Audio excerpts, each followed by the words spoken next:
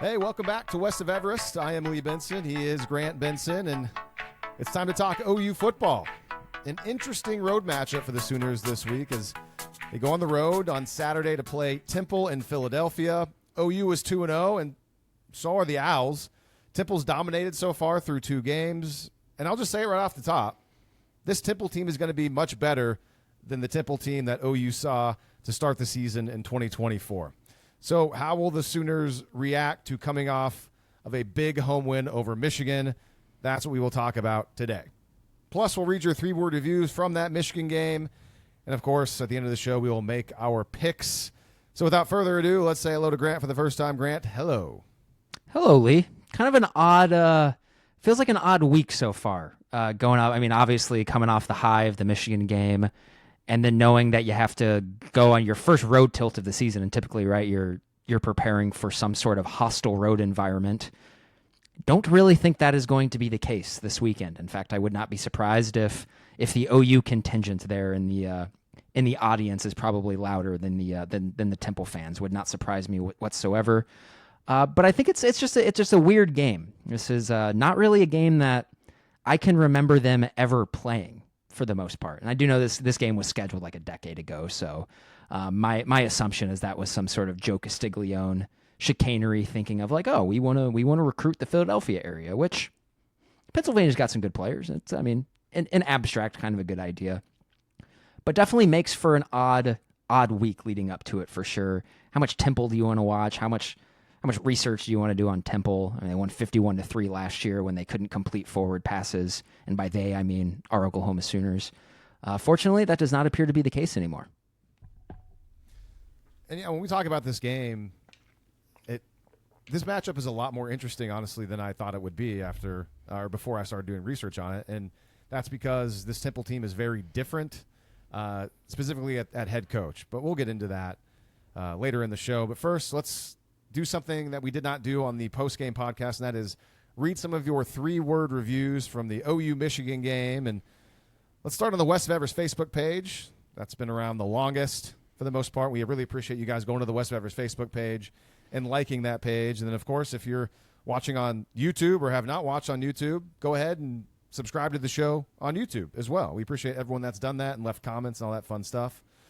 So we'll go to the West of Everest Facebook page, and we're going to get hot right off the bat with some negativity, kind of, or just a question. And Travis on the West of Everest Facebook page says, "Why pay Ott?" That's his 3-word review. Hunter says, "Mateer RB1." And Hunter has another comment. He says, "Javante Barnes has me eating crow happily. Shout out to him." And a question for us: what are the odds that we're getting a Riley offense with the defense that we had always wanted? And, that's a good question. I mean, I'm sure a lot of Sooners fans have thought about that. And, I mean, the defense is very good. And through 2 games, we're pretty pleased with what we've seen from the offense. It's definitely a fair question to ask, although I'm still sticking with it's 2 games in. I'm not going to jump to conclusions yet, but definitely a fair question to ask. Where do you stand right now? I mean, no, I think the defense is really good, especially the front 7. I think the front 7 you can match up with essentially any team in college football at this point and feel pretty good about it. In terms of being like the elite of the elite, I don't know. I think we need to see what they look like against a team that can consistently complete forward passes first. But also, I mean, I think against Michigan that was a good first step. Michigan couldn't do anything through the air in that game. They couldn't protect Underwood. They couldn't get anything down the field unless they were making Tyrone Prothro-like catches over the backs of defensive backs. So I think the first sort of semi-test for the secondary in that regard, they obviously passed. Underwood was like 9 of 24 in the game or something like that. And you're just not going to do much if that's what your stat line is. So in terms of getting a Riley offense with that, I adore John Mateer at this particular point in time. I really like the receivers. Like, I'm starting to kind of get like this trio of receivers that they throw out there right now. I'm just like, I don't think it's the best trio that OU has had since the turn of the century or anything like that. But I just really like them. It seems to be pretty well put together. That being said, though, they're not even remotely close to the highs of the Lincoln Riley offenses at OU. It's not even remotely close. So I think a fair or a more fair comparison to this is a year that a lot of people have already brought up in terms of Mateer and Arbuckle, and that's 2015. So, and that was a year where I wasn't really watching OU that closely. So through 2 games in 2015, do you remember, Grant, what was the Riley Baker, what did that offense look like? Didn't look great. Of course, I mean, we were coming off the high because they had just beaten Tennessee and Knoxville, but they struggled to kind of consistently put points on the board against Akron in week 1. And then, I mean, the first 3 quarters against Tennessee, it was 3 and out, 3 and out, 3 and out. They couldn't run the ball. And that was a really green offensive line at the time too, and they hadn't necessarily found their identity. But the week after that, they played Tulsa, and they moved the ball way more consistently, and they played West Virginia and moved it a lot better than that. And they ran into a Texas buzzsaw, bad Texas team, unfortunately. They struggled in that game. But then from then on, that's when they exploded. I think they had a bye week after that, and they just exploded. They found their running game, the Mix and Pirine thing. So it was a work in progress for sure. But at this point in time, in the first year of Lincoln Riley, I think everybody was still being like, gosh, that Tennessee game was awesome, but we'd like to see a little bit more consistency from the offense. That Baker Mayfield we saw in the fourth quarter against Tennessee, man, it'd be pretty sweet if we saw him the rest of the season, and we did for the most part. Yeah, and the reason why I was not following OU or paying really close attention during that season, because that was my first full year covering Texas A&M. And so, man, that was they started 5-0. I was covering Kyle Allen. Man, they were. Was Kyler on that team, or was Kyler the next season? No, yeah, Kyler was on that team, and then Kyle Allen got benched, and then Kyler came in, and anyways, someone in the Aggies, surprise, surprise, finished 8-5. Finished that season at the Music City Bowl in Nashville. My first, really only time being in Nashville, and watched Jake Hubenek against Lamar Jackson in the Music City Bowl. I did not know that you saw Lamar Jackson play live in college. That was the year before he won the Heisman. That's pretty cool. So, anyways, that's why I didn't really have any thoughts. But I do remember. No, maybe that was 2016. I do remember 2016. No, 2015, because 2015 was late in the year for OU, right? When they went to Waco and beat Baylor. Is that right? Yeah, because they made the playoff that year. Yes, that was. They did the. They had that November run of Baylor, TCU, Oklahoma State, where they conveniently were able to play all of the backup quarterbacks. Although I think you could definitely argue that the backup quarterbacks they played, at least in 2 of those games, ended up being better than the starter. But I'm trying to think, for Baylor, it was what's the dude's name? Stidham. Jarrett Stidham started in that game. He was pretty good. TCU, I can't remember who it was, but then against Oklahoma State, it was Mason Rudolph played in that game, and he was just bad. Back to the West of Everest Facebook page. Michael says, miss this feeling. Skip says, amazing electric atmosphere. Defense is, and then he has the strong muscle emoji. And also Skip says, special teams, and then the emoji with the guy throwing up. Wasn't great.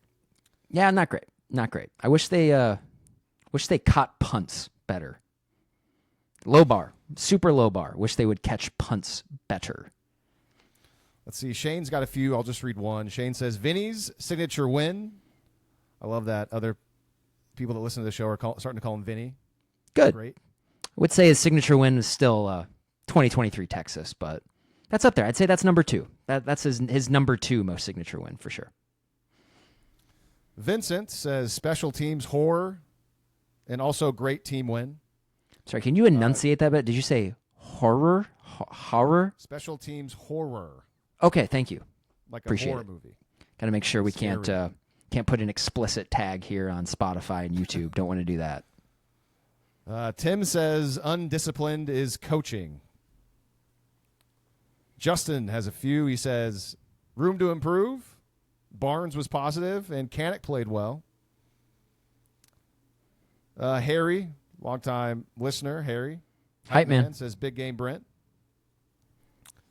Steven says, special team snafus. Got to love the alliteration. I feel like we got special. Do we have the I don't know, the Facebook crowd? Are they a little bit more of the grouchy crowd? Which, like, we get it. I mean, this has been a pretty grouchy show the last 2 years and change. But I think it's pretty mixed between both Facebook Okay. and also on Twitter. yeah, no, it's not a criticism. It's all love. I'm just asking.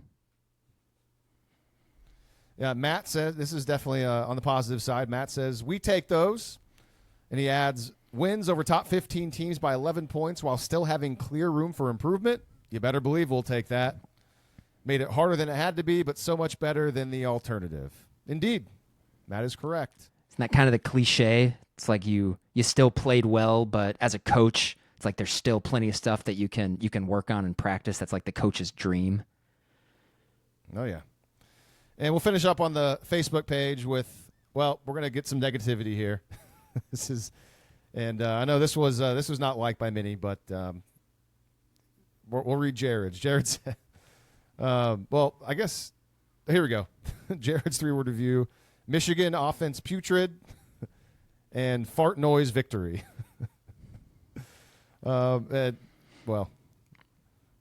Jared is still not sold on Brent Venables, expecting him to be fired at some point, maybe this year. We'll see.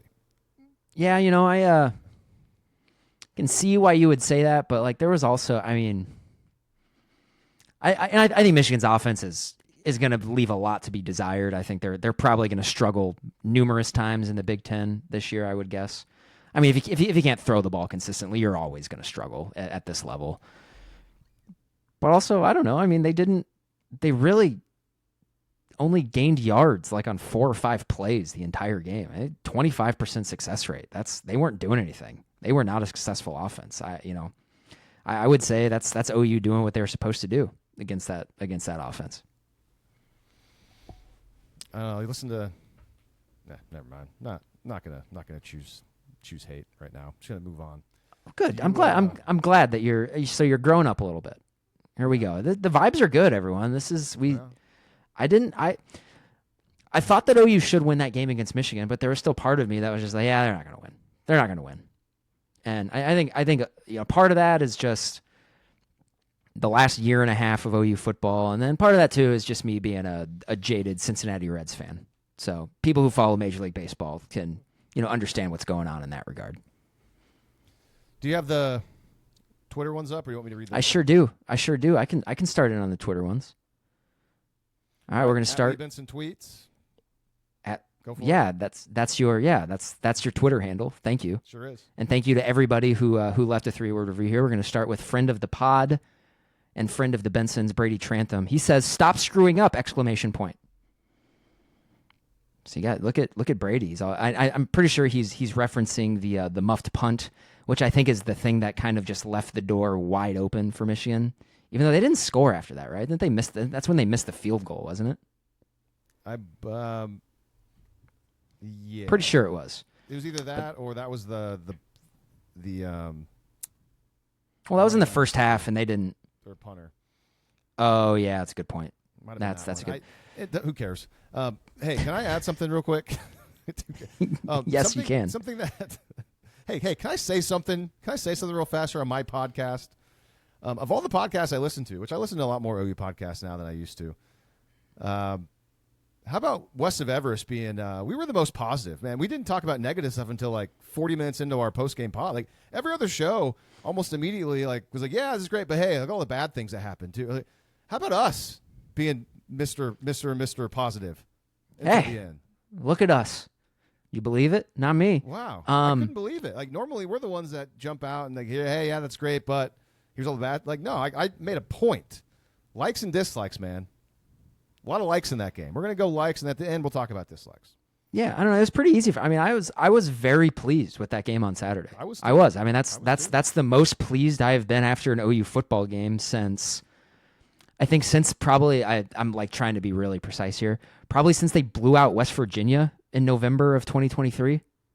Probably the most pleased I've ever been. Because even last year after Alabama, I was like, that game was fun and everything, but also like, WTH, where's that been? Like this season has sucked. Why couldn't you bottle that up for more games? But yeah, thank you for pointing that out. I'm feeling good right now. I'm starting to feel so good about it that I am like starting to get that like foreboding, just like, oh God, oh no. But we're gonna say no to the bad vibes this week. We're just gonna say nah, not gonna happen. You got more 3-word reviews? I do, thank you. Yes, I forgot that I was the one reading them. This is a little new. So Brett Wright says Barnes looked better. I agree. He definitely did. But I also think he was put in situations where his skill set allows him to succeed.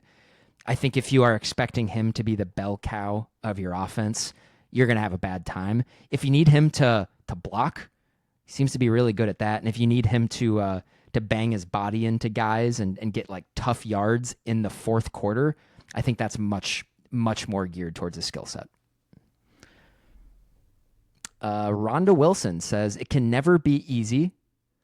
That's true. But also sometimes it is easy. Sometimes it is. This OU team, usually not. Under Brent Venables, usually not. But when it is, it's great. Papa Bill says, Rhonda, keep working hard. Come on, Rhonda. It's 3 words, not 5. But, we'll give it to you. Is that 5? In some, do you think there's probably some dimension out there where it's like 5 equals 3? I bet there is. Okay. There's millions of possibilities. I know you don't really like thinking about stuff like that. That's okay. Well, too big for your feeble mind. Papa Bill says, keep working hard. I agree. I think they should continue working hard. Yes. Agreed. Thanks, Papa Bill. Josh Adams, Mateer's a dude. I agree. He is very much a dude. O-line impressed. Kendall Daniels. ... Bang. Who's the basketball guy who says bang? He's the TNT. Breen, I think. Oh, it's Mike Breen. That's Josh's thing. Josh always likes to throw a bang in there. So you gotta, it's a good day whenever. I'm not sure we talked a whole lot about Kendall Daniels on the post game pod. And I guess there's not really much for me to say, but did we? Okay, I can't. I mean, that was 3 days ago now. I don't remember stuff like that anymore.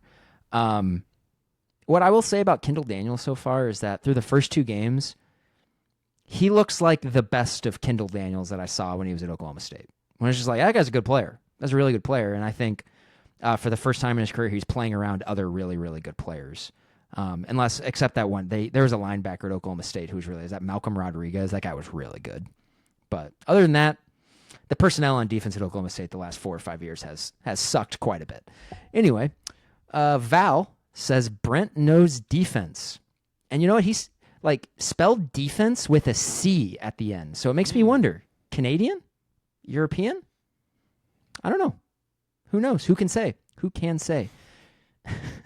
Tony House, they've worked hard. We got another, yeah. So keep working hard. And they have worked hard. I was going to save that one for the end, man. I love Tony's one. It's not a 3-word review, just a compliment. Like, they've worked hard. Good job. I love it.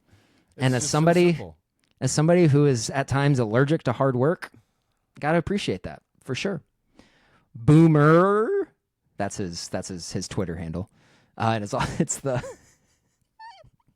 his little avatar there is from the Goonies. Can't think of this is so bad. Like I'm the movie guy and I can't think of who the monster's name from the Goonies. I can't. It's gonna hit me when we're doing our pick segment. I'm just gonna pop in the middle of it and say, oh yeah, that's the guy from Big. But he says, Boomer says, fire Doug Deacon. Coming off the top rope. Doug Deacon, the special teams analyst. I don't think he's an official coach. Yeah. But it's Sloth, by the way. It is Sloth. Thank you. Well, let's wrap this up. Hey, Gonzo you guys. This is fun. I'm having a good time. I'm having a good time right now. This is fun. Gonzo says, still too sloppy. Indeed. Shane says, smash mouth football. Mark, Canic tone setter. Yeah, that's a good one. And we'll end with Sonny Hill Sooner. I like Sonny Hill Sooner. That's always a good one. He says, O-line earned NIL. Wait, that's what you wanted. There's plenty of other good ones on here. But your old pal Jed Castles over at News 9 says 2000 team vibes.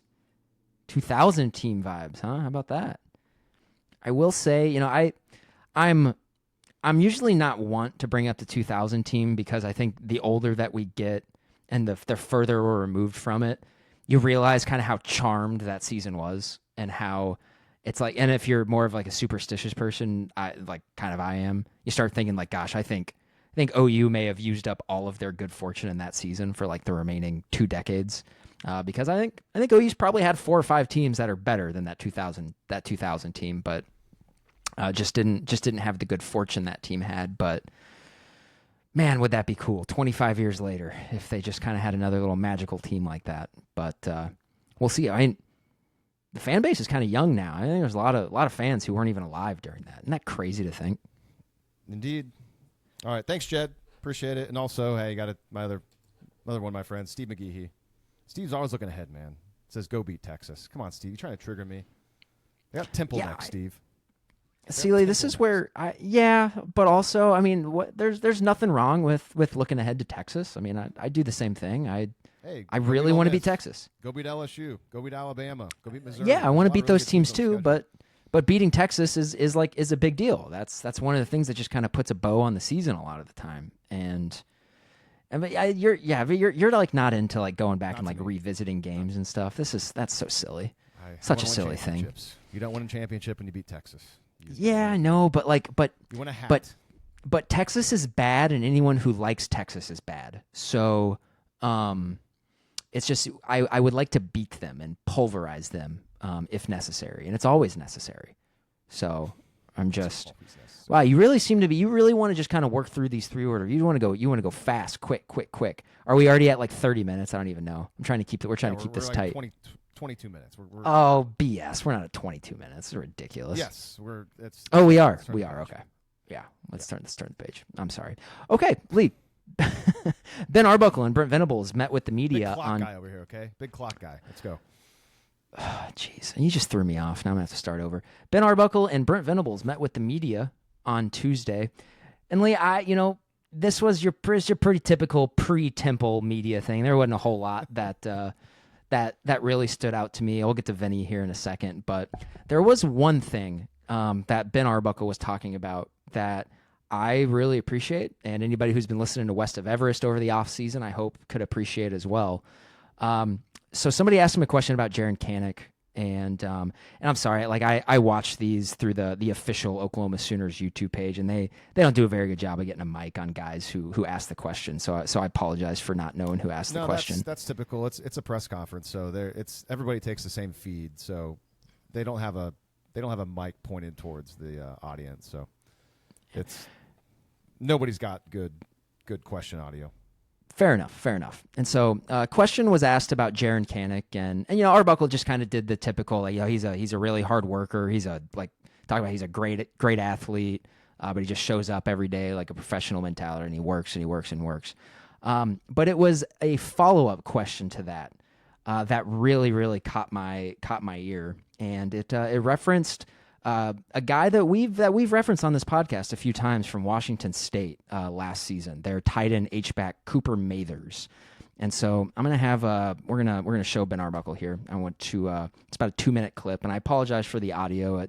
Again, be mad at whoever runs the Oklahoma Sooners YouTube page. The audio is not great, but this is really cool. I like this, guys. So here's Ben Arbuckle on Tuesday talking about Jaren Kanak and Cooper Mathers. Yeah, and I also have one on Jaren. Have you coached a guy before who has moved from one side of the ball to another and Heck yeah. picked it up quickly, successful? Heck yeah. Washington State, Cooper Mathers, number 24, was a walk-on linebacker at Washington State, moved to tight end. They're actually very, very similar. I love my man Coop to death. He was a little slower than Jaren, though, but he was savvy, had great hands, was smart. I mean, they're very similar. Jaren's a little more outgoing, but Coop they have the same sense of humor, same kind of personality. Jaren's just more outgoing, but yeah, heck yeah, my tight end last year at Washington State, Cooper Mathers, almost the same story. Played linebacker for the first, I think it was before I got there, but same kind of deal. He had such a feel for space and had soft hands, and he just, if he would have had a little bit more burners on him, I mean, he probably would have scored like 13 touchdowns or something last year. It was funny. I think he scored 7 last year. And if you know anything of the history of Washington State, that was the school record for tight end touchdowns at Washington State was 7. But yeah, Cooper Mathers, same kind of story, really. I assume you talked to Jaren about Cooper. Oh yeah, I think Jaren and Coop they message each other on Instagram. I'm pretty sure. I talked to Coop actually a week ago. He's a great kid.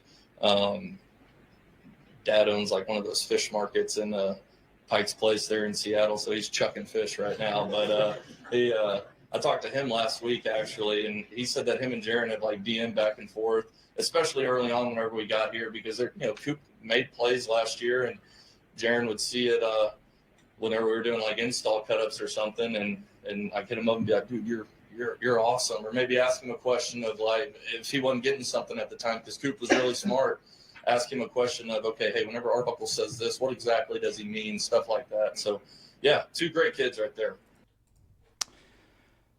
Lee. Wow. So Jaron Kanak and Cooper Mathers talk and text more than we know. And I really love this. And I had mentioned this before we started before we started recording. Gosh, always just ball, always on the mind. All right. Always. But I had said, I had made the comment that I think maybe that we're the only podcast on planet Earth that had referenced Cooper Mathers multiple times over many months over the last maybe like year and change or so. And I'd made the comment that if Mathers had eligibility left, I'd have loved it if he would have followed Arbuckle here, because I think he would have been someone like really, really valuable for them. But I had no idea until this week, and I want to give like a hat tip to George Stoy over at Soonerscoop. He wrote a story about this as well. He talked to Cooper Mathers, and I had no clue that Mathers was also a converted linebacker. No clue at all.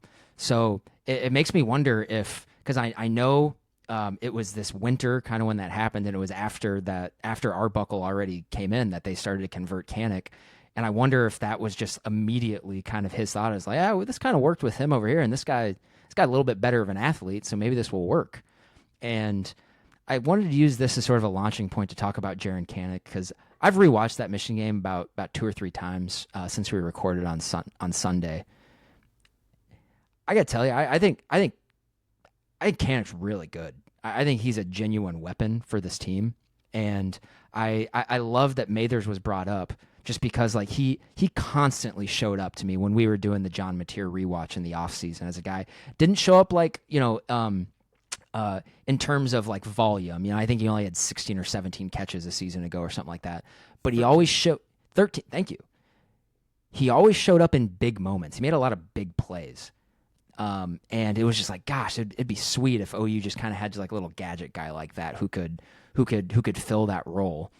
And it's just so neat to me that they found not that they found Kanak, but he's a converted linebacker over there, and it's working so well up to this point. Kanak is not just a bit player. He's a guy, go back and watch. Michigan was struggling to tackle him. I mean, he's a legit athlete and a legit weapon. He very obviously has good hands. He can catch everything that comes his way. The whole Jaron Kanak experience right now has exceeded my wildest expectations. There's no like he's already at about 60% of Bauer Sharp's production from in the entirety of last year. Yeah, it's been really good so far. By the way, that's my buddy Joe Masato asking the question from the Oklahoman. I could tell. So good job, Joe, getting us that content for our show. And yeah, I mean, obviously we did not expect 10 catches for the first 2 games for Kanak. I mean, I was cautiously optimistic just because I know he's a good athlete, but based off of the way they used Cooper Mathers, and by they I mean Ben Arbuckle last year, I still like our preview final episode before the season started, it was like expect Kanak to be, maybe kind of inconsistent, but maybe produce 1 or 2 catches here and there, because that's what happened with Cooper Mathers. But whenever he was available and whenever he did stuff, he was impactful for Washington State. Well, so far, no. I mean, Ben Arbuckle has made it to where, and John Mateer has made it to where Kanak is super impactful through 2 games. I don't know how good he is yet. I mean, he looks good, but we'll see. I'm not going to argue with you. You tend to see it in tight ends a lot more than I do, I guess. I didn't think. I mean, Brock Bowers was like, I think he was good, but nothing like different or special than, typical. Like, so I don't know. I just don't. For whatever with the tight ends, I just don't see it. Well, I'm glad you brought up Brock Bowers, because my line on him was always, and this is of course in the context of Marvin Harrison Jr. being quote unquote, like the best wide receiver prospect ever. And I always question, I was like, how is that possible when he's not even the best pass catcher in his draft class? That's Brock Bowers. And that's how it's turned out to be in the NFL so far.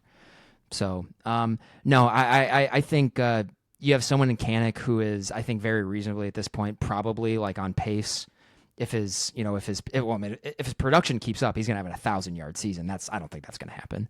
But how he's looked so far, I mean, very reasonably, I think he'd have a 500-600-yard season for sure. I mean, he's very clearly a pretty big part of the offense. I mean, I think he's him and Keontae Lewis are John Mateer's like sort of safety blankets. Yeah, man, it's been really good so far. The offense is competent. Mateer knows what he's doing. He can still play a lot better too. That's the thing. And I like John Mateer a lot. And maybe because it's just new. I'm not fully like wrapping my arms around him, like thinking he's like this all-world amazing guy quite yet. Just because I feel like I saw so much of him last year, and I've seen so much of his faults. Like I know where he can struggle, and but he's obviously a really good player. But man, this schedule is hard, and I'm just so thankful that this defense seems to be pretty darn good to back him up. And again, like I think it's super important that he doesn't have to be perfect. He's going to make mistakes. He's going to mess up. But he has that defense to back him up, and he's good enough to where if he does mess up, I think he can flush it.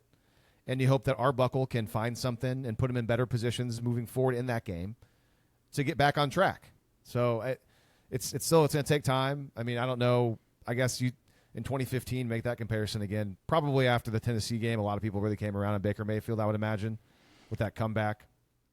Yeah, They struggled. During that Tennessee game, and there were definitely people who were like, you gotta make the switch back to Trevor Knight right now. It was going that poorly. But I mean, I would say from that fourth quarter on in Tennessee, Baker just kind of looked like Baker. I mean, Baker never turned the ball over really at Oklahoma. He never had a turnover problem. But I mean, we said this after rewatching him that with Mateer, you're gonna have to take the good with the bad. And so that pick that he threw against Michigan where he sailed it, I didn't get super bent out of shape about it because I was like, okay, that's exactly what we saw. That is completely consistent with the Mateer that I watched from all of last season. And I kind of knew that he would follow it up with some like plays that make you go, wow. And I think he had like 3 or 4 wow plays against Michigan, and that one head scratcher where, he airmails Huggins. But I don't think Mateer is not Baker Mayfield. He's not Kyler Murray. I don't think he's as good as those guys. I think I've started to come around with Mateer. To me, he's a more athletic, more talented Riley Leonard from Notre Dame a season ago. I think OU as a team, I think their best comp as a team is probably Notre Dame from last season, especially if you really want to get that quarterback run game going, which was such a huge part of Notre Dame's success a season ago, especially like in short yardage. But I don't think there's any denying that Mateer's got just like a very unique sort of gunslinging, athletic pedigree to him that you just don't see a whole lot. It's almost like it makes me wonder if he's like the first generation of kids that's like post Mahomes, which is just like where when they were coming of age playing football and sort of like learning their mechanics and how they were going to operate within the game. That was when Patrick Mahomes, was throwing for 5,000 yards and fit in his first couple of seasons with Kansas City. It's not a perfect comparison, but yeah, he's got kind of like a backyard style to him that is great. And you just listen to him talk after the game, and he clearly gets it. He understands. Yep. I'm just saying, like that story that popped out, the Venmo Gate story, like a week before the season, that like the legend of Moneyline Mateer, man, it's on schedule, and I'm excited to watch him play again on Saturday. So it's one of those things where. Go ahead. No, I don't. I was just gonna ramble. Okay, no, what I do like about him, it's 2 games. He's throwing the ball around the yard. There's explosive plays. There was that stat going around this week that was not true about OU last year, like error yard completions, which was just not true. Like the offense was bad last year, guys. You don't need to make up stats to make it look even worse. It felt true though, and sometimes that's all that matters. Really? It felt true until literally in my head I could think of like 5 throws which was more than 4, and I was like, okay. There's got to be even more than I'm not even thinking. It was air yards, right? Not just 15+ yard completions. Yeah, okay, air yards. Yeah, but even I could think of 5 off the top of my head that definitely traveled more than 15 yards in the air before completion. But what I was going to say is, it's 2 games. But what you like about Mateer so far is, even though the interceptions were not great, kind of sloppy, 71% completion percentage, almost 72. I mean, last year he was at like 63, 64. For the whole entire season. So we're 2 games in. It's a small sample size, but I like the completion percentage is high. And he's hucking it down the field, man. 9.3 yards per attempt. That's better than what he had last year. Granted, small sample size, but they did play Michigan. And, 9.3, that's excellent. He keeps that up. Last year it was 9 for him. So that's what I like a lot about it, is that they're explosive. And you pointed out after, that was one of your first big takeaways from the Illinois State game that I didn't even really think of, and you're 100% right. Like, they were explosive. And last year Oklahoma was not explosive at all. And that is huge, man, because you got to be an explosive offense if you're going to win a lot of football games. You have to be. And that doesn't, unless you're Iowa and you can somehow win 8 or 9 games by not being explosive. Sure, but a lot of that has to do with schedule and going up against teams who can't really handle you in the trenches and whatnot. But we say all of that about his passing ability, and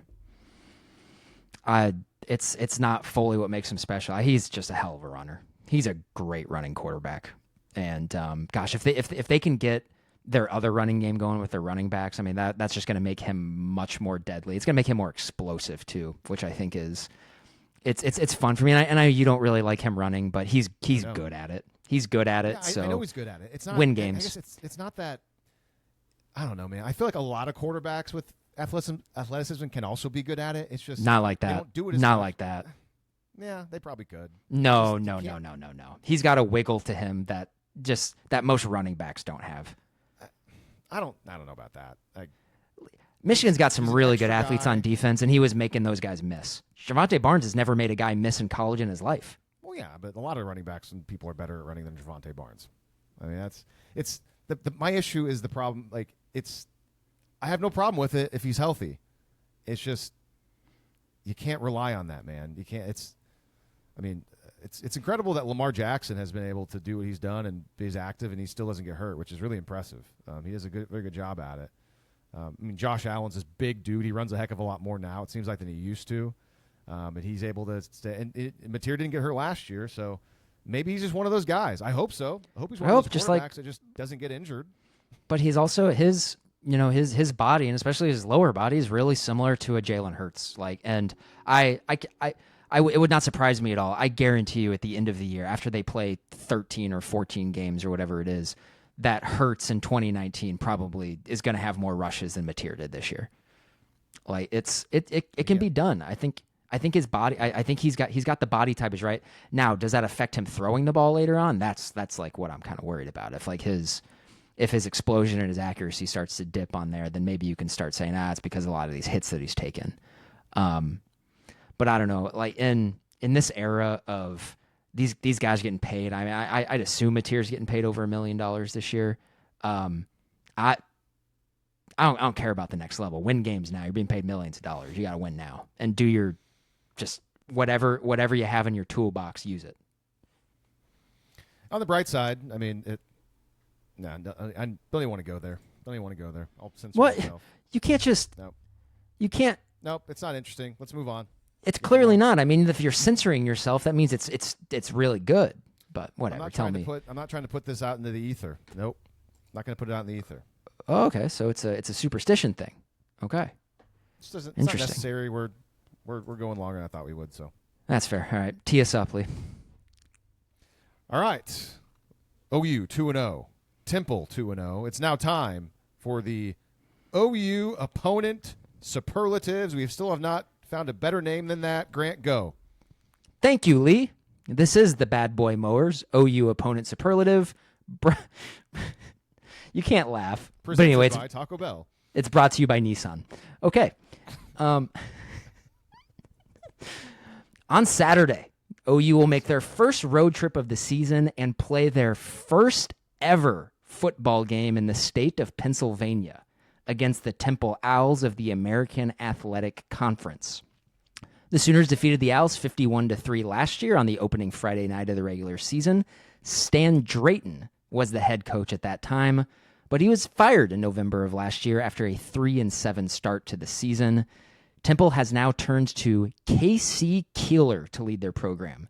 Keeler was previously the head coach at the University of Delaware from 2002 to 2012, and Sam Houston State from 2014 to 2024. Lee, Keeler is the winningest coach in the history of the FCS playoffs. with a 25-7 record, and he won a national title at Delaware in 2003, and most recently won a title at Sam Houston State in 2021. Temple finished last season ranked 125th in the FBS in total offense. If you remember that game from last season, you know they were extremely offensively challenged. In an attempt to correct that, Lee, Keeler brought in first-year Montana State offensive coordinator Tyler Walker. Walker's Bobcat offense was second in the FCS last season in total offense and in offensive yards per play. The offensive coordinator change appears to be paying dividends in Philadelphia as Temple comes into their matchup with Oklahoma this weekend, averaging 514 yards per game and 7.8 yards per play. Lee, what are your thoughts on the Owls? I think, they played dogs the first two games, but they've beaten the crap out of them. For being Temple, I think pretty clearly they're a good team. They're going to be a heck of a lot better coached than they were last year at this time. Casey Keeler's a really good coach. He's terrific. That was a great hire. You mentioned it. He won a couple of national titles at the FCS level. When I mentioned Texas A&M earlier, that area, Sam Houston, that's in Huntsville, Texas, is pretty close to Bryan College Station. So I would see decent amounts of Sam Houston games and would hear Casey Keeler interviews. And so I'm familiar with the guy, and I knew that the team won a lot. Terrific coach. And the reason why Temple got him, it would seem, is that he's an East Coast guy. He was born in Pennsylvania. And it's just, it's a great hire for Temple. He's been there for less than a year. But, again, I'll repeat myself. It's going to be a well-coached team. And, again, certainly better than last year's season opener. And a really interesting note that I found out about Keeler as I was looking into him and kind of learning about how he went from Sam Houston to Temple. He was talking, and he was answering, he's either in a press conference or an interview. I don't recall exactly what it was, but he told a story about how the athletic director at Sam Houston came to him after the 2024 season and essentially said, hey, man, and this is what Casey Keeler described it, said, listen, we're not going to be able to pay you the type of money that you're worth, your staff. We're not going to be able to get the NIL type of money that you need to continue to be good around here. I'm not saying I want you to leave. All I'm saying is that it's worth it to yourself to maybe look somewhere else, see if you could, get a better gig and basically move forward. And I thought, wow, that's pretty interesting that an athletic director would be that upfront and that honest with it tells you that their relationship was really good. He was there. Keeler was there for over a decade.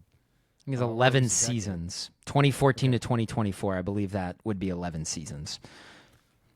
So, yeah, so Keeler took him up on it, and, not surprisingly, he got some offers pretty quickly. He's a great coach. So that is what makes this game super interesting is Keeler's a really good coach. The offensive coordinator you brought in, as you mentioned, is really, really solid. And you watch their offense, again, can't emphasize this enough. They played a couple of dogs, UMass and Howard. But they've beaten up on the dogs. They've beaten the crap out of them, and the offense looks really, really competent and can be explosive.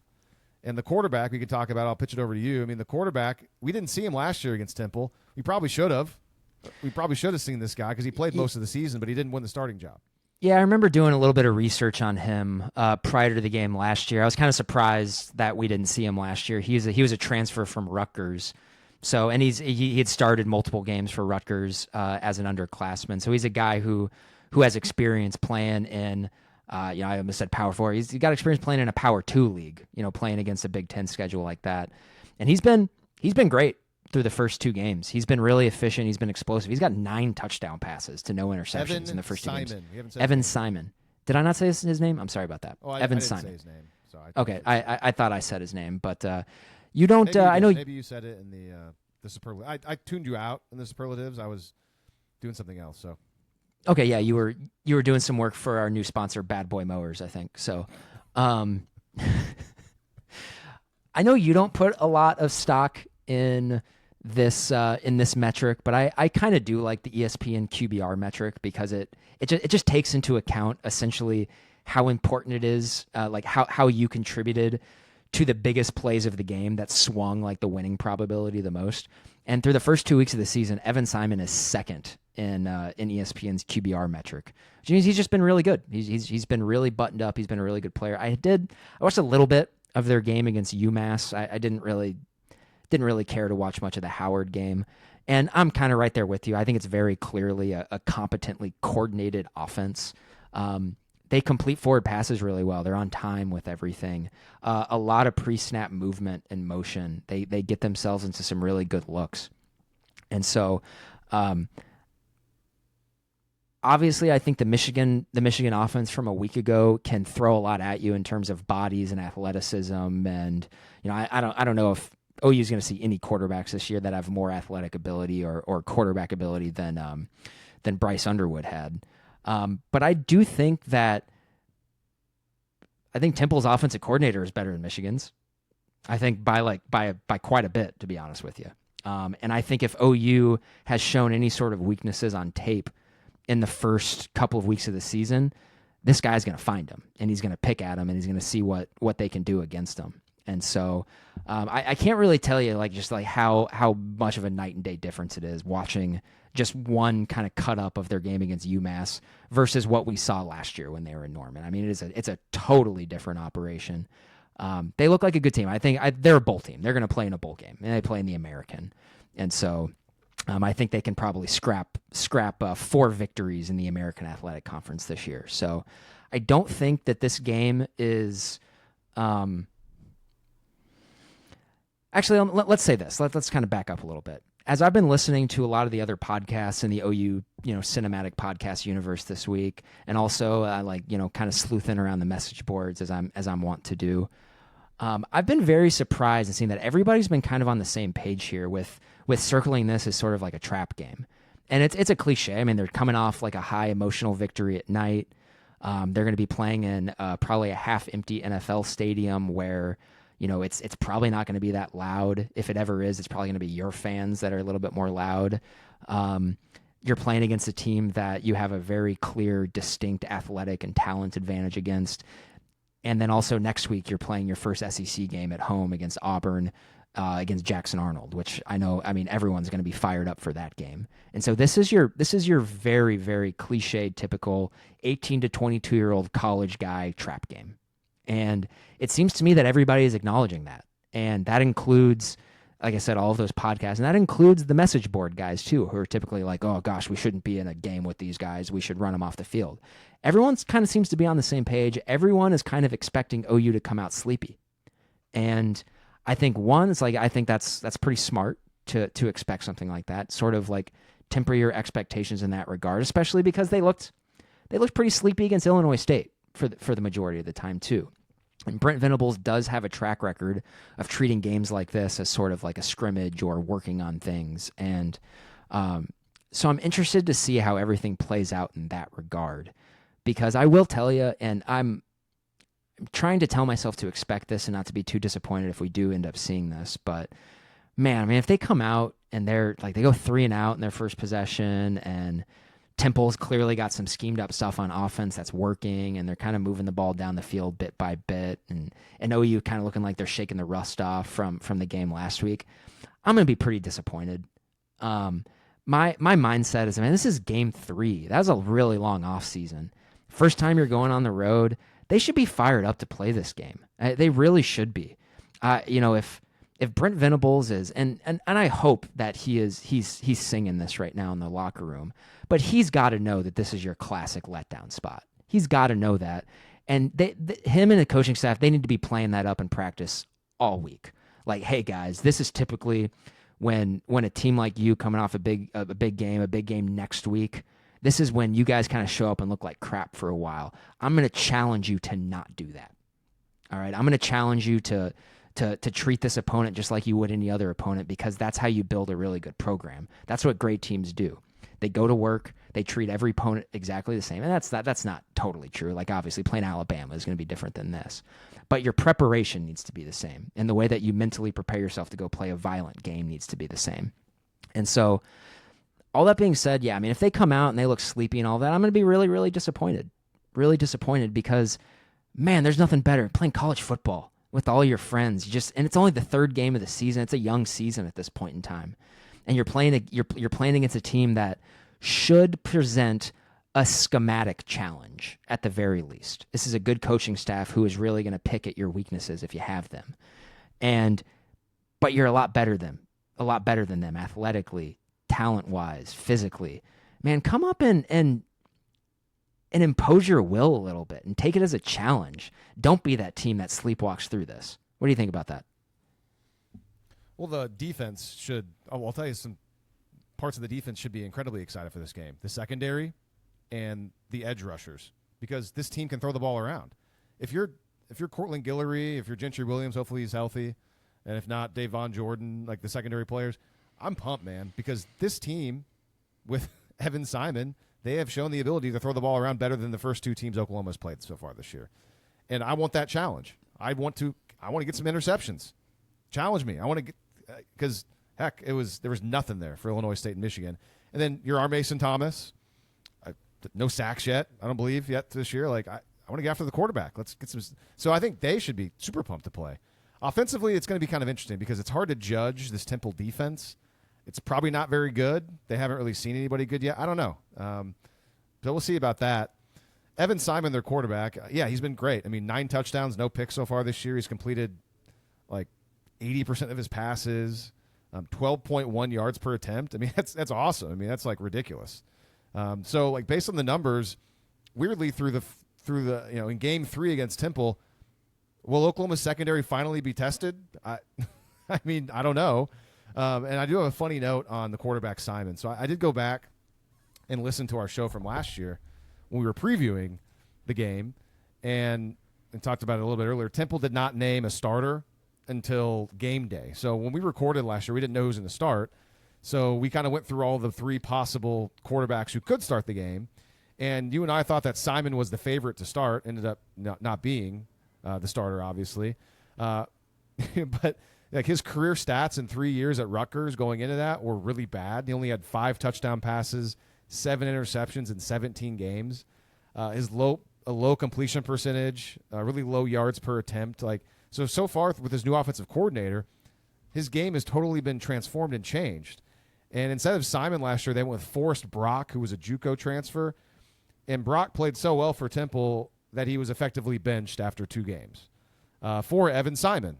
And then Simon went on. He had a halfway decent season, considering it was Temple and they were awful. So I just thought that was interesting that, not that it would have mattered if Simon would have played against OU or not. OU still wins that game. But now, I mean, Simon gets that chance against Oklahoma in a much better spot, with a much better coach and a much better offensive coordinator. And so that's, to me, like there really should be no reason for these guys to look ahead. I mean, we always say that, but we're not college kids anymore. It's a cliche, and that's it's one of the frustrating aspects of college football for me. I hate that letdown games are a thing. And maybe that's just one of those things where I just didn't play the game enough at a high level, so I don't really understand like what it takes to get yourself jacked up for like big games like that. Maybe there's just something that I'm missing there, but and this, I'm sitting in my chair here as a 35-year-old guy who is, the best days are kind of behind me, physically, that for sure. And it's so easy for me to think like, man, you're out there playing football with all your best friends. Like, how can you sleepwalk through this?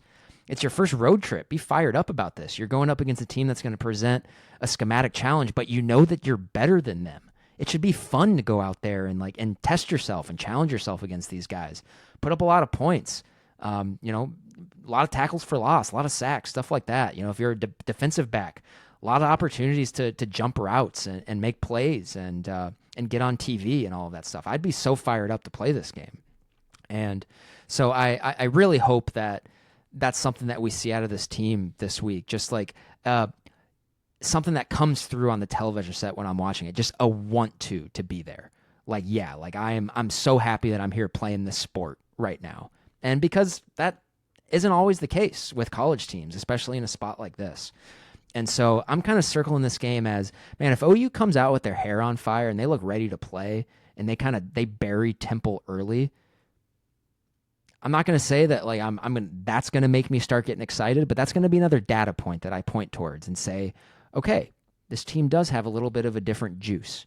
And because what has been sort of the thing during the Brent Venables era that we said is that this team doesn't handle success very well. I mean, after they beat Texas in 2023, they have a bye week, and then the game after that against UCF, they're they're pretty bad, to be honest with you. They got to scratch and claw to win that game in the fourth quarter. And, of course, everybody knows what happens after that against Kansas and Oklahoma State. 2022, they blow out Nebraska on the road, and then they come home and they shoot themselves in the foot over and over and over again and lose to Kansas State. And that kind of kicked off a 3-game losing streak where they got their butts handed to them by TCU and Texas.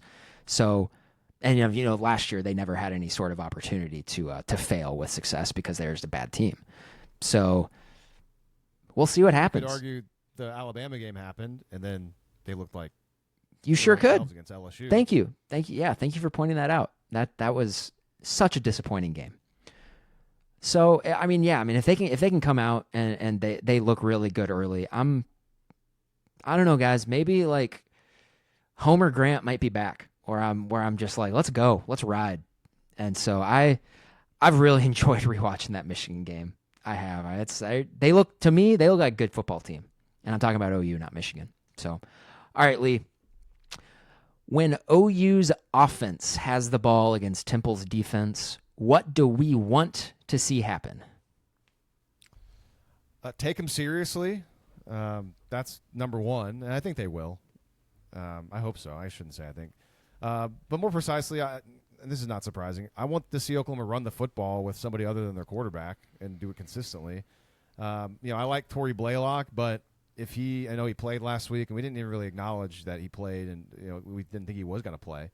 But if he's still somewhat banged up and injured from that opening game, I maybe rest him up, because I would like to see if Jade Knott, Javante Barnes, Xavier Robinson can get something going on the ground, and also Taylor Tatum perhaps if he's healthy enough to play.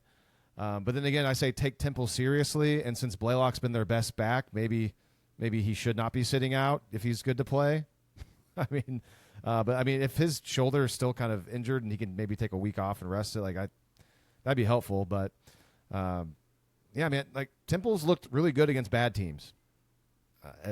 So I do want to see Oklahoma and their offensive line get out, get some push people around, and run the ball really well on offense. That's the main thing I'm looking for. Everything else is typical what we want to see. Score a lot of points. No, I'm right there too. I think on the offensive side of the ball, it starts and ends with the running game. This is a game where theoretically, right, your offensive line and the talented guys you have up front there should be able to lean on them and move them off of the ball, which means this is a perfect opportunity for them to work on their stuff, their core concepts, their base stuff that did not look good against Illinois State. Looked a lot better, I think, a week later against a way better defense, one of the best defenses in college football. It'd be really nice if we can start seeing some explosive runs in this game, and I'd like to see that from the running backs. I don't think you need to run John Mateer once in this game. I'm sure they will, just because they're going to be working on some core stuff, and the quarterback run is part of their core stuff, so they'll work on it a little bit. But yeah, I would really like to see all the running backs get some run. If I don't know what's going on with Jade Knott, it's either he is, for whatever reason, struggling to pick up his role, like in this offense, where he doesn't necessarily know how to read the blocks, or there's like different passing concepts where he's not blocking well enough, stuff like that, or he's hurt still and he's still just kind of shaking off the rust, and like his shoulder is still bothering him, and he just needs a little bit more game action, or he's washed. I think it's one of those three things, and I hope it's not the last one, but if it is the first one, and he's just still trying to find his way in this offense and kind of just learn how everything operates around him, I think this is a really good game where you can kind of give him some run. I'd like to see him get 11, 12 carries, try to let him get into some sort of rhythm. I'm not worried about Torrey Blaylock. I think over the first two games, he very clearly has the most juice of any of the running backs that we've seen. He's a guy that I think, he's going to be ready whenever you give him the ball, no matter what. So I wouldn't mind if he took a back seat in this game to see if Jade Knott can get into some sort of rhythm, and understand how to follow his blockers a little bit more in this offense. Because I think if you can add like an explosive element in the backfield to this offense, that's just going to make everything a whole lot easier. Other than that, I want to see more of the same in the passing game from Mateer and the receivers. It doesn't need to be anything fancy. Just no dropped passes and no stupid decisions in the passing game. And first and foremost, keep QB1 healthy. That's the number one thing. John Mateer needs to get out of Philadelphia 100% healthy. Lee? Hey, man, I did not for the record, I did not want to be right about Jade Knott when I was skeptical of him going into this season. I did not, but I don't know, man. I don't know what's so going far. on. I don't know what's going on. It's very obviously through 2 games been a really huge disappointment. And because I was banging the Jade Knott drum as aggressively as everybody basically was. anybody in the off season, and so. But also, I think we do have to. It could be a lot of things. I mean, it could be all of those things at the same time, and then you throw that into a brew with DeMarco Murray and his just extremely weird. I don't even know. He's just Magoo. He's a weird coach, and you can never understand what's going on. And maybe all of that together is just making a weird Jade Knott situation. So I don't know. It'd be nice if the offensive line plays well, moves guys off the line of scrimmage, get him into a rhythm this week. So I think that would make everybody feel a whole lot better about the season going forward. All right, Lee. OU's defense against Evan Simon in the Temple offense. What do you want to see happen? I want to see Temple challenge Oklahoma secondary. I'm going to keep banging this drum, man. I want to see if it's good. I want to see if the secondary is finally figuring it out, because I'm really, really happy with what I'm seeing from Cortland Guillory so far. I don't think they've been tested. And he's done a good job. Like, he's done exactly what you would hope him to do. And even on the other side, Gentry, and hopefully Gentry's fine. That's a guy. I mean, would it be surprising if he doesn't play this week? Probably not. I'd prefer if they just held him out. Right. So, I mean, I'd like to see the secondary get tested, and I'd like to see them continue to look really good and solid, because I do think this Temple offense is pretty darn good. And you look at the numbers, the raw stats. Once again, played a couple of dogs, bad teams, but their offensive stats have been terrific. And you want to see Oklahoma's defense basically make them look like they did last year. They're not going to, because they're going to be able to get some plays here and there because their offensive coordinator is good. But you want to see the defense essentially shut them down, use their strength, and make it show us that what Temple has gotten through the air the first couple of games is mainly because of who they played. And now they're going up against a really good secondary, and Oklahoma shuts them down. That's what I want to see happen. Yeah, I'm the same way. I'm curious kind of what the Temple offense is going to look like in terms of like what their plan is to block OU up front. Because I think what we've seen from Illinois State and Michigan, we have definitely seen some game plans that are geared towards this idea that we cannot consistently block these guys. So there's been a lot of 6-7 man protections, a lot of that stuff, and getting the ball out as quickly as possible. I think that's neutered OU's pass rush a little bit, and at least their production in the pass rush department in that sense. Temple, we'll see. I'm sure they have a good offensive coordinator, and Temple is not going to be able to just drop back with 5-man protections and be able to throw the ball down the field in this game. That's not going to happen. And so I'm curious what their plan is for that. I'm also, I want to see, because Evan Simon's only completed 27 passes this year. You can talk about how they have like a number 1 receiver or whatever. I mean, not really. Their leading receiver is their tight end. He's got 119 yards. He's got a couple of touchdowns. And they have another receiver who's got 111 yards on 8 catches. Other than that, like, everything else has been distributed pretty evenly there. So they don't necessarily have like a go-to guy yet. And they've also been really ahead of schedule in the run game. A lot of 2nd and 5s, a lot of 3rd and 2s, a lot of 2nd and 1s, a lot of that stuff. How do they operate when it's 2nd and 11, 3rd and 9? That's going to be something that they have not had to deal with at all, playing the 2 dogs that they have the first 2 times. Presumably that's something that they are going to have to deal with a lot against OU. And that's one of those instances where I hope the secondary is just licking their chops, saying, hell yeah, let's go. I know you're throwing it. I know, and I just got my guy one-on-one. Let's see what happens. And so I would love to see that in the game, and I'd love to see them be successful in that regard.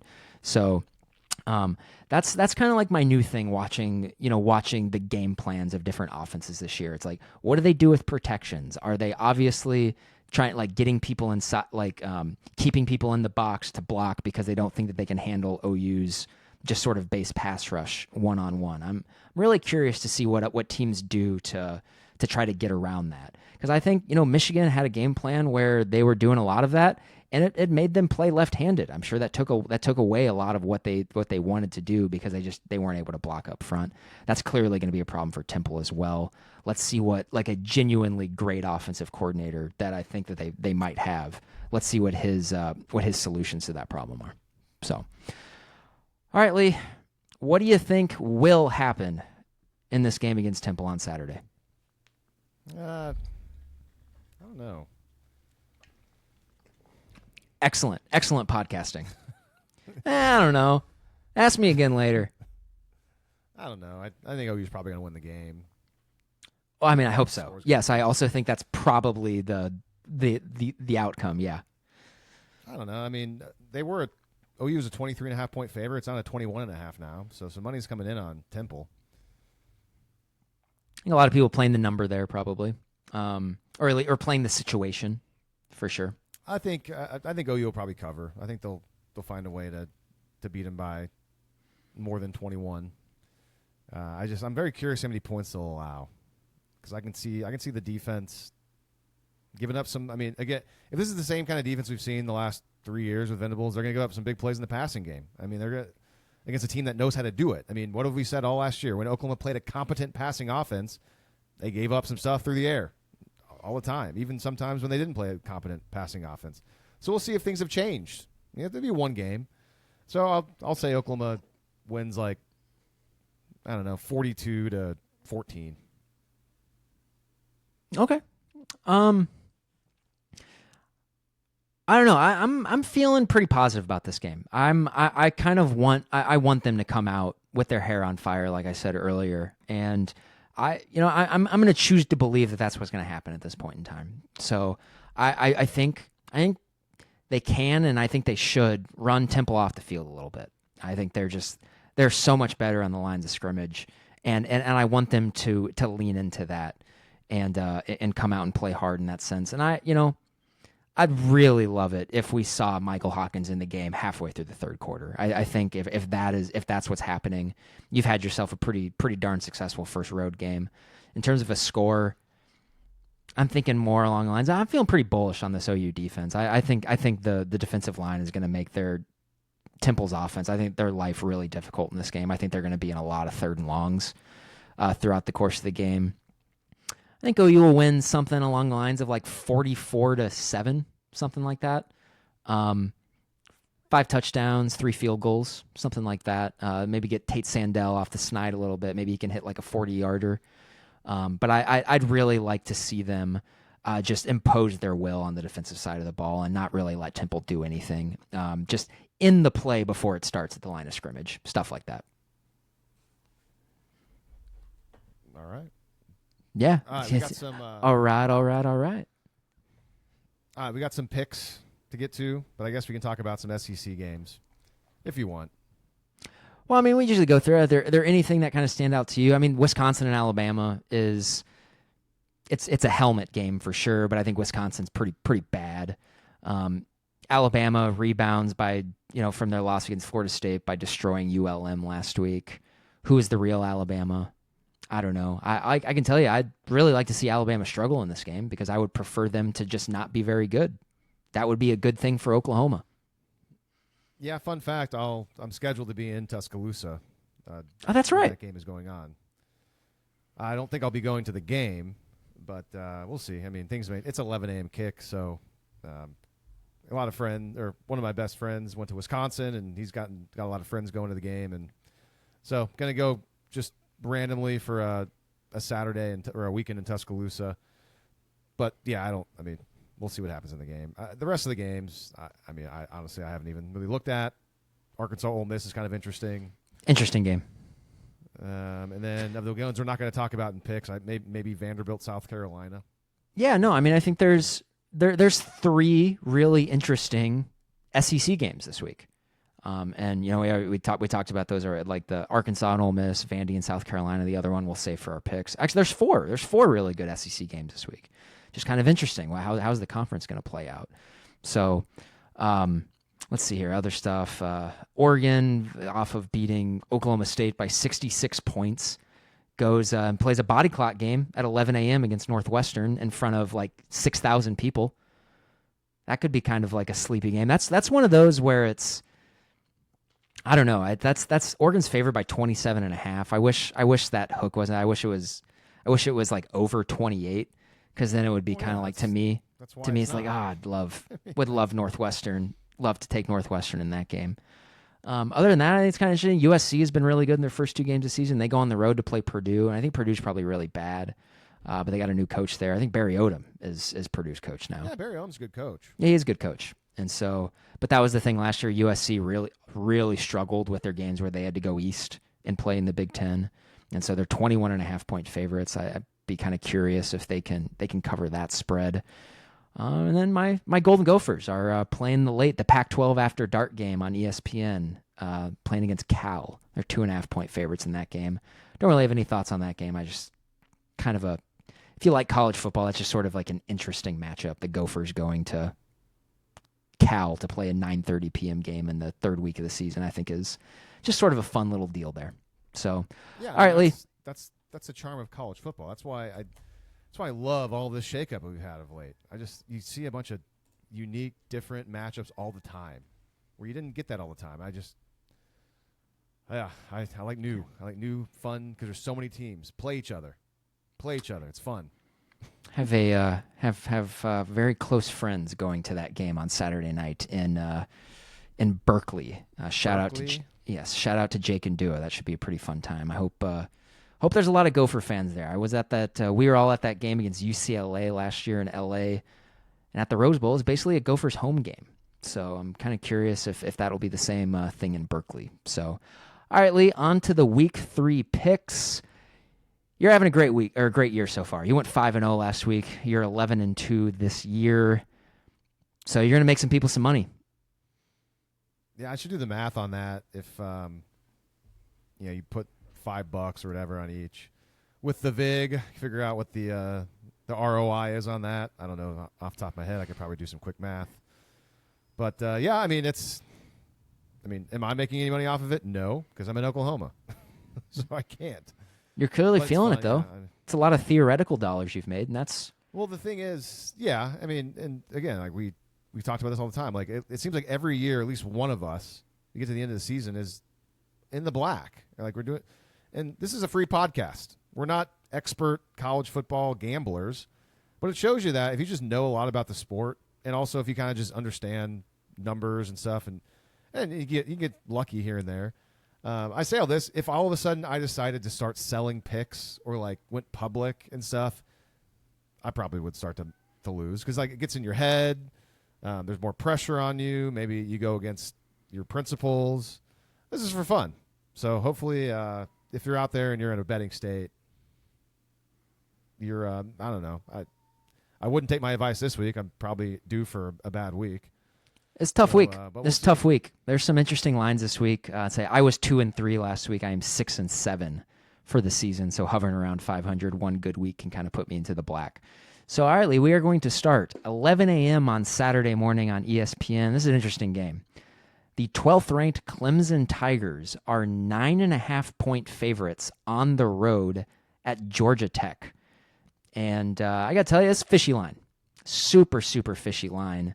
I think it is. Clemson, I think, has been the college football equivalent of a wet fart in the first 2 weeks of the year. They've just been, they couldn't move the ball against LSU. Their passing game looked anemic. And then they get down 16-0 at halftime against Troy last week. And they do score 27 unanswered to win the game. But Cade Klubnik had another poor game. They're struggling to complete forward passes, and they can't run the ball. Not a very good recipe for success on the road.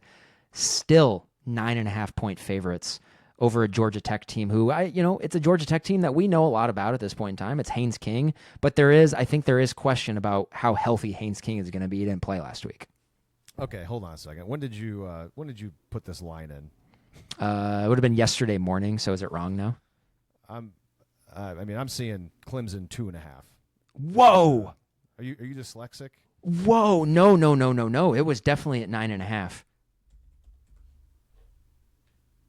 I mean, how can it make a 7-point move? I mean because it doesn't.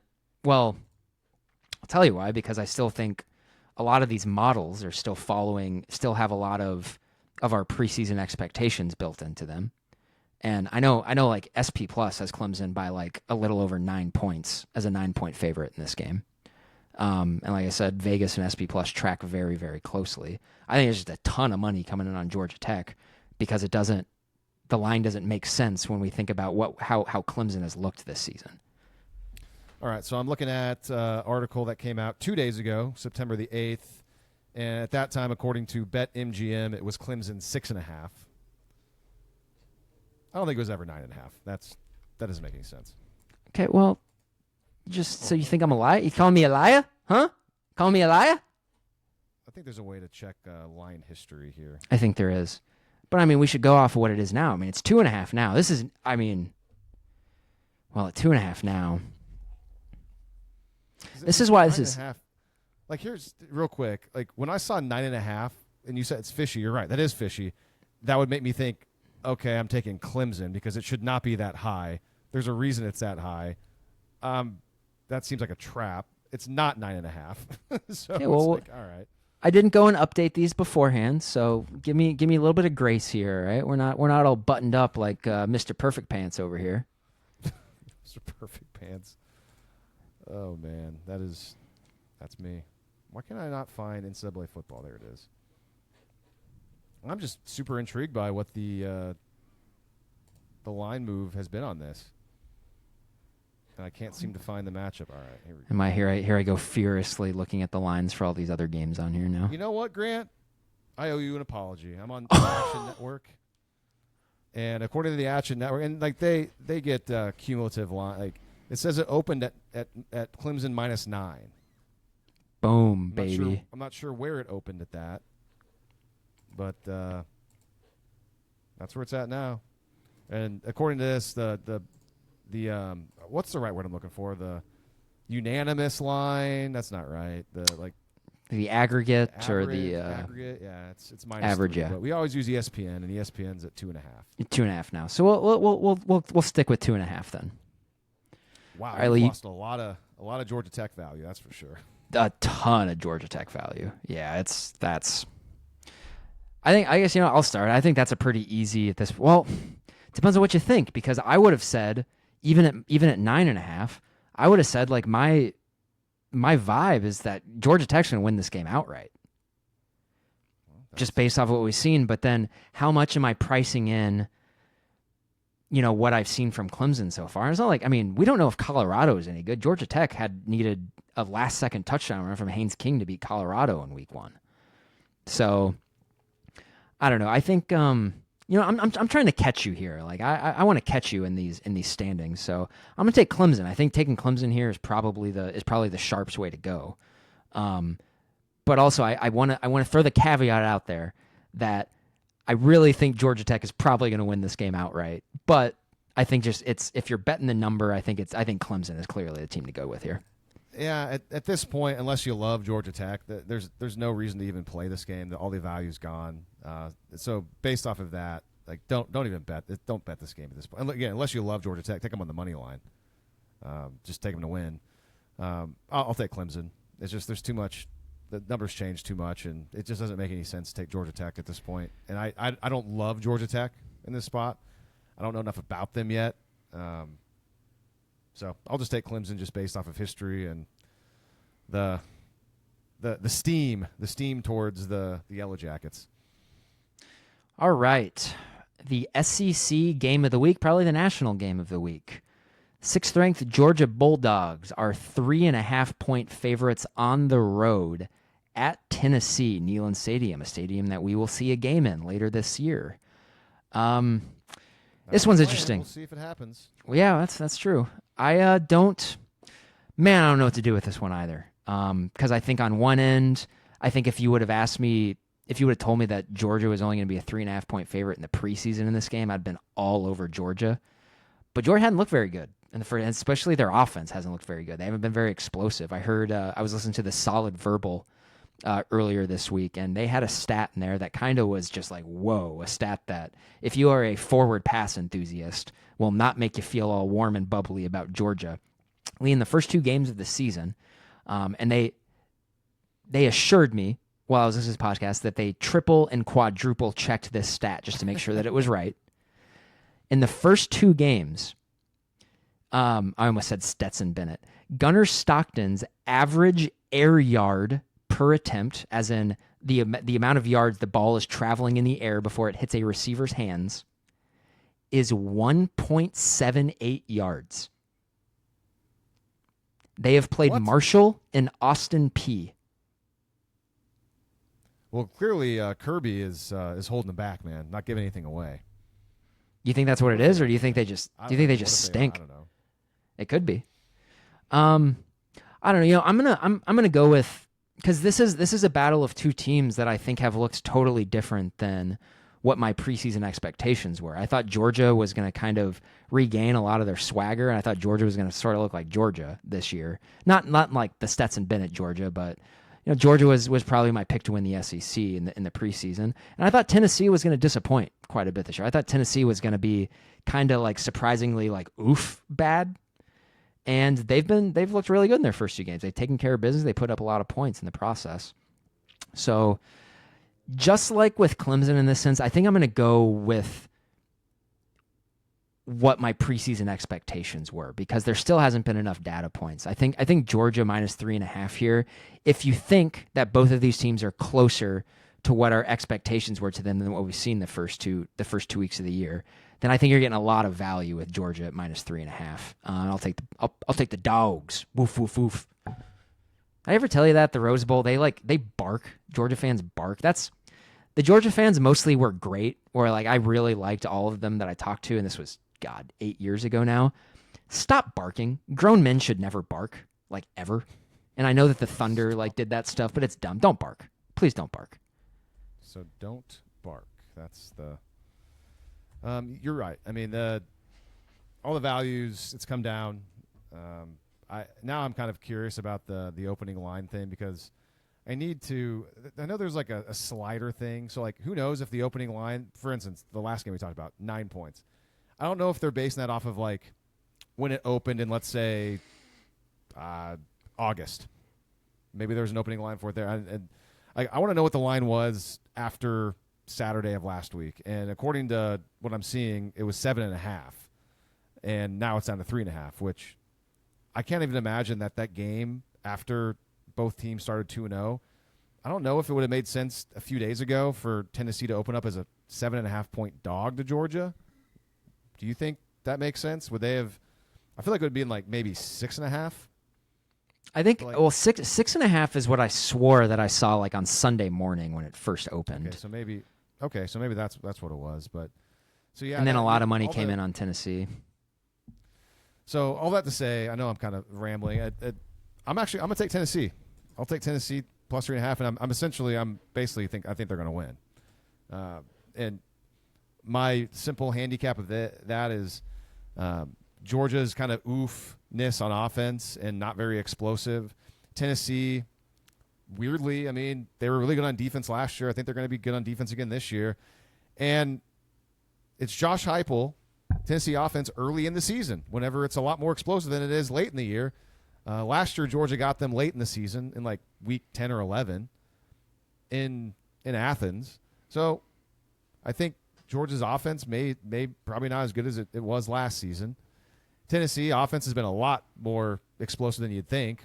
Maybe Nico was an issue, and like also throw in the fact. Speaking of Nico, I'm sure Josh Heupel earned a lot more respect from his team by making that call, getting rid of the starting quarterback because of all the stuff going on, and maybe his team is responding too. I mean, maybe that's part of it as well, the emotional part. So I'll take Tennessee.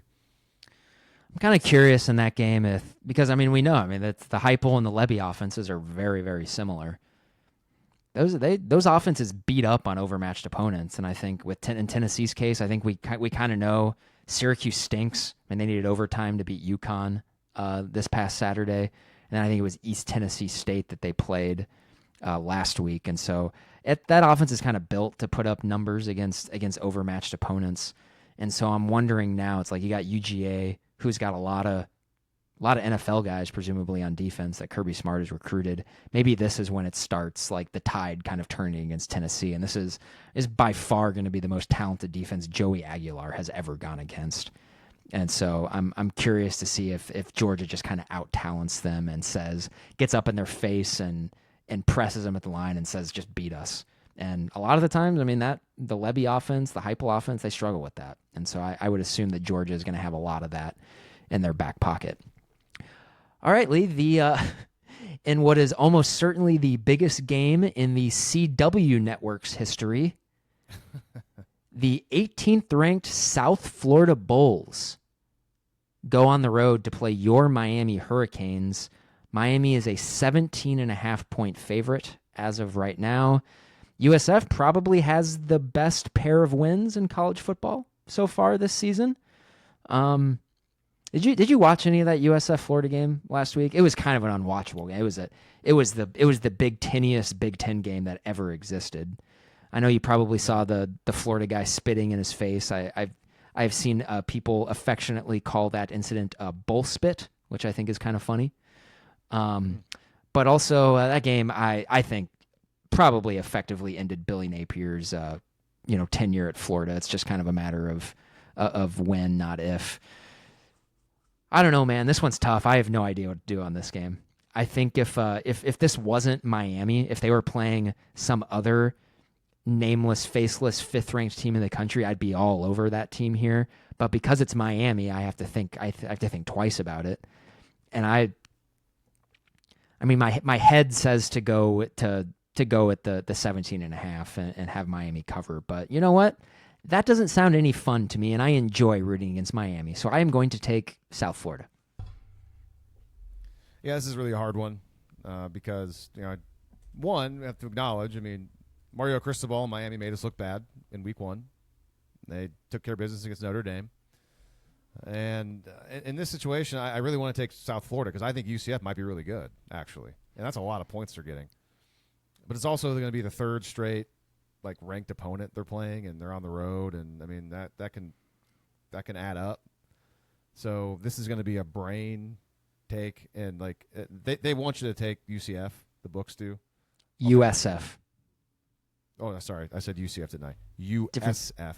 South and Central. It's very particular. Yeah, I'll take Miami, and just again, I think that's. Yeah, I think. You know what? Probably. I'm sorry. I'm changing my pick. This is wrong. Miami's going to win this game easily. Am I going for the reverse jinx there? Maybe. But yeah, I think Miami's. I think Miami's the right call. You were pretty certain that Miami was the obvious fraud team in the opening top 25. I didn't expect Carson Beck to look as good as he does. I think through the first 2 weeks of the season, from what I've watched, Carson Beck and John Matier are the two best quarterbacks in college football. Which I guess if you would have told me if Doc Brown gets out of the DeLorean and says Carson Beck is going to be really, really great, when he leaves Georgia, I guess that's not the most shocking thing in the entire world.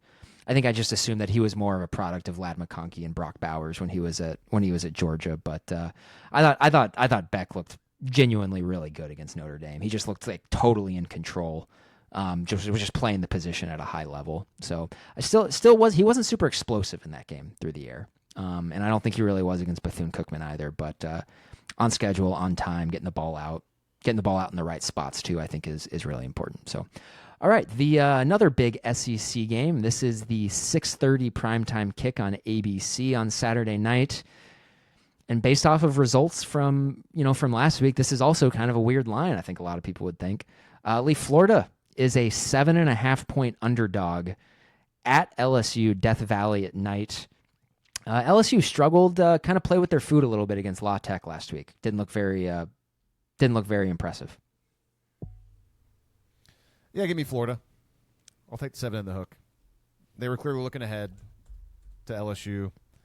Probably a little bit of value on them now. It's probably a little more inflated. I bet it was probably under a touchdown, under 7 before the loss. I'll take Florida plus 7.5 on the road. I don't know. I'm going to go with LSU here. I think And it was I mean, I think it opened at 9, and this one opened at 9.5 too. And there's just I watched a real good chunk of that Florida USF game last week, and Florida just looked awful. Like, as in, there are deeper problems than them just looking ahead to LSU. Their offense is like kind of dysfunctional. Like, it's not really working very well. DJ Lagway was hurt all offseason, and I don't really think he started to play football again until like the summer when practice started. I think that's clearly affecting them. I think, Billy Napier did a really good job with Florida in the second half of last season. Other than that, his entire tenure at Florida has been a clown show. Listen to the guy talk. He's kind of an idiot. I'm not writing him off yet. Yeah, I'm not closing the casket yet, like you are. I just think this is, and I'm hoping, like, my fingers are crossed that LSU is way worse than kind of we thought they were after their opening week win against Clemson, because they just didn't look good. And I told you, I think on Sunday, that per SP Plus now, LSU is the worst SEC opponent that OU is going to face this year. It's been 2 weeks, so like, that a lot of stuff can still happen there. But LSU was not good against La Tech. They have struggled moving the ball through the air. They have not been very explosive, and they can't run the ball at all. So I think they've been kind of dysfunctional too. But I'm going to take LSU's dysfunction over Florida's dysfunction, and that game's at night I almost said the Swamp, in Death Valley.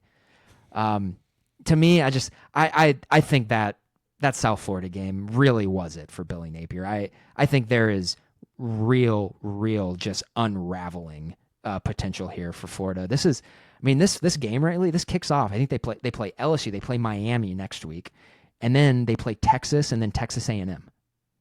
I mean, that is a brutal 4-game stretch for Florida. And if it is true that they were looking ahead and that's why they lost to South Florida, well, they were looking ahead, and they were looking ahead to a stretch that is going to end Billy Napier's career in Gainesville, I think. So give me LSU, and like, I think LSU wins by a lot in an ugly way. I'm talking like 27-7 or something like that, in a game that is just like, that is genuinely unwatchable on like a Big Ten Iowa versus Michigan State level, if you know what I mean. Okay. We'll see. How many catches will Bauer Sharp have in that game? What about Nick Anderson? I don't know. Always kind of fun to watch that. Okay. Another big game this weekend, the last of our picks. This is an interesting game for sure.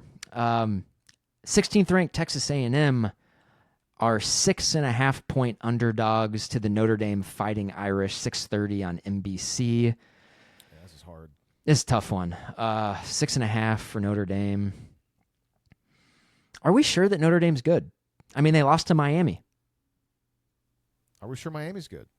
I don't know. We don't know. And one of the things that kind of surprised me after the Notre Dame Miami game in week 1 is everyone talking about how good CJ Carr looked. I don't know what game you watched.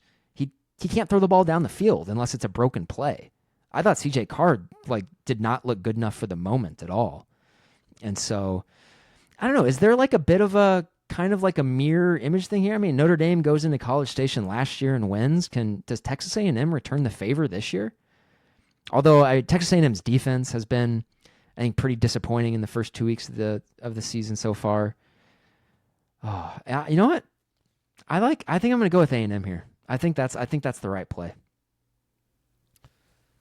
Oh, man, it's hard. I wish it was 7. If it was 7, I'd go with A&M. I'll take Notre Dame. They got an extra week off to prepare. Don't want to start 0-2. Granted, I know A&M's got to cover, but I'll Notre Dame, but I'm not confident about it. Both of these, I'm not really confident in either one of these teams. So that's tough. This is really tough. If gambling was legal, if we were in a legal state right there, I don't know if I would touch any of these games. I don't think these are any of the games that I would be betting. If I did, it would be like a little $5 or $10 bet, just because, like, hey, I want to pour a cocktail and just have a good time watching these games with not like a whole lot on the line. It would be something like that. But these are all genuinely difficult games to call. There's like, I'm not necessarily sure which way to go on any of these. So, all right, to recap, you got something to say? I was going to say, I don't even want to say which of the 5 is like the one I would do, just because I don't want to poison anybody out there that might be for some reason, listening to our show and actually making bets based off of our picks, because the one game of the 5, which I have in my head that I probably would do if I had to do one, I don't want to say it because I'm not very confident in it either way. It's a savvy veteran move there, Lee. So, all right, to recap, Clemson and Georgia Tech. Clemson's a 2.5-point favorite. We are both on Clemson in that game. Georgia is a 3.5-point favorite at Tennessee. You are on the Volunteers. I am on UGA. Miami is a 17.5-point favorite against USF. We are both on Miami in that game. LSU is a 7.5-point favorite over Florida. You are on the Gators. I am on LSU. And Notre Dame, 6.5 over Texas A&M. You are on the Fighting Irish, and I will do the crossfire with the Texas A&M Fighting Aggies. And now that I just said that out loud, I am now regretting that pick, but we've already moved on from the segment, so I can't change it now. Lee, we have agreement on Miami and agreement on Clemson. Everything else, we're head to head. Much. We haven't. It's been a very odd season up to this point. The first 2 weeks. How about? I mean, like that Ireland game in week 0 was pretty dramatic, if not sloppy. And it seems like both of those teams have gone in totally opposite directions. We didn't talk about Kansas State losing to Army. That seems like I'm a big Chris Kleiman guy, but that's a big old red flag there for old Chris K. I know, man. Maybe it's a Avery Johnson thing, man. I think Avery Johnson, is pretty obviously not good. He didn't impress me at any point in time last season, and I just don't really think he can ever meet the moment. And I don't know. He's just not really my type of guy. So it's a very odd thing. Utah's pretty obviously the best team in the Big 12, even though Texas Tech seems to be trending upwards. So I don't know. Interesting. Much on paper, a much better slate here in week 3 than week 2. We will see. I don't know. Like I'm looking at this slate of games, and I want Georgia to kind of physically manhandle and humiliate Tennessee because Tennessee is on OU's schedule. I would prefer it if Tennessee is not that good. You know what I'm saying? And that would also be the case with LSU. I mean, OU's I know our friend Brady Trantham has one of his theories was like, hey man, the schedule's not going to really turn out as hard as you think. Like some teams are, it's like it's going to be hard. These teams are good. Like as of right now, it's looking like it's going to be harder. I mean, like what's the talking point this week is that literally right now all of OU's SEC opponents are in the AP poll.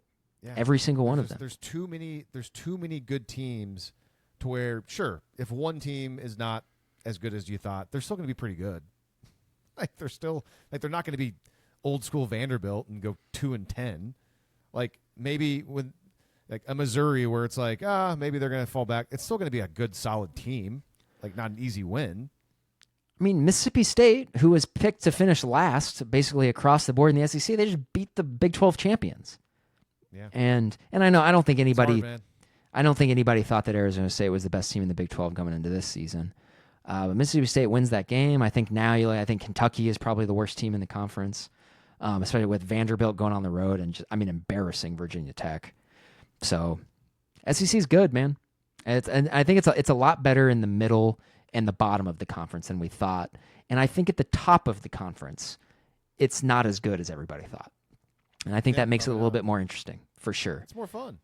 It's way more fun. And just like you said, it's college football is way more fun when OU is good. So through 2 weeks, that appears to be the case. Hopefully Oklahoma is good on Saturday.